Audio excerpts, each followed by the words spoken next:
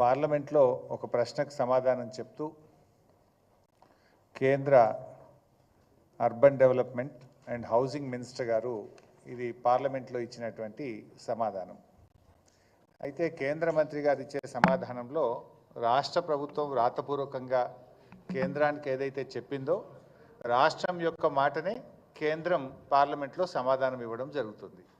రాష్ట్ర ప్రభుత్వం ఏ మాట అయితే చెప్తుందో ఆ మాటనే కేంద్ర ప్రభుత్వం పార్లమెంట్లో సమాధానం చెప్తుంది. అంటే ఈ మూసీ రివర్ డెవలప్మెంట్ పైన గౌరవనీయులు మా పార్లమెంట్ పార్టీ నాయకులు ఎంపీ గారు సురేష్ రెడ్డి గారు పార్లమెంట్లో క్వశ్చన్ వేశారు. పార్లమెంట్లో సురేష్ రెడ్డి గారు వేసినటువంటి క్వశ్చన్కు పార్లమెంట్లో సమాధానం చెప్పారు.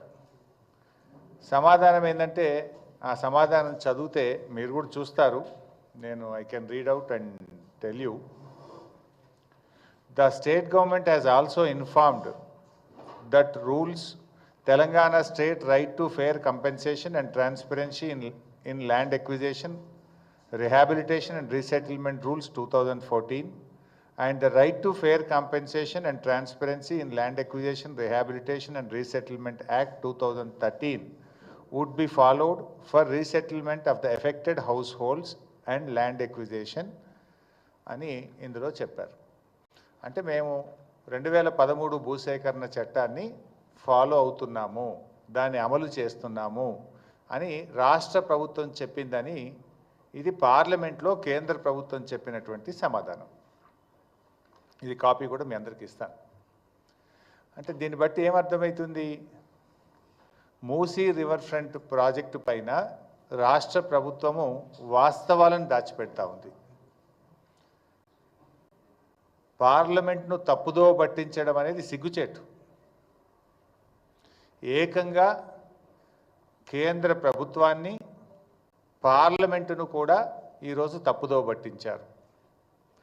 కేంద్ర ప్రభుత్వానికి పార్లమెంటుకు చెప్తున్నది ఒకటి, ఇక్కడ అమలు చేస్తున్నటువంటిది ఒకటి. ఈ క్వశ్చన్ మీరు చూస్తే ఇది unstarred question, question number 69, date 25 November 2024. వాస్తవానికి ఇక్కడ ఏమన్నారు? 2013 భూసేకరణ చట్టం అమలు చేస్తున్నాం. అయితే ఇలా నేను మీరు ఒక లైన్ చదివాను మీకు మీ నాలెడ్జ్ కోసము ప్రజల కోసం కూడా. ఇందులో ఒకటి ఏముంది? First line, Telangana state right to fair compensation and transparency in land acquisition, rehabilitation and resettlement rules 2014. ఏంటిది?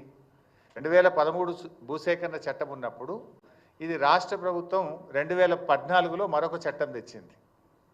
2013 భూసేకరణ చట్టం ఏం చెప్తుందంటే దేశం మొత్తం కూడా తప్పకుండా ఏ ప్రాజెక్టులోనైనా నిర్వాసితులకు ఈ రకంగా ఆదుకోవాలని చెప్పి అప్పటి యూపీఏ ప్రభుత్వం 2013లో చట్టం తెచ్చింది. చట్టంలో చాలా స్పష్టంగా చెప్పారు ఇల్లు కోల్పోతే ఇల్లు ఎలా ఇవ్వాలి, వాళ్ళ ఉపాధి ఎలా చూడాలి, ఆ కుటుంబాలను ఎలా ఆదుకోవాలి, అన్ని విషయాలు కూడా చాలా స్పష్టంగా చట్టంలో చెప్పారు.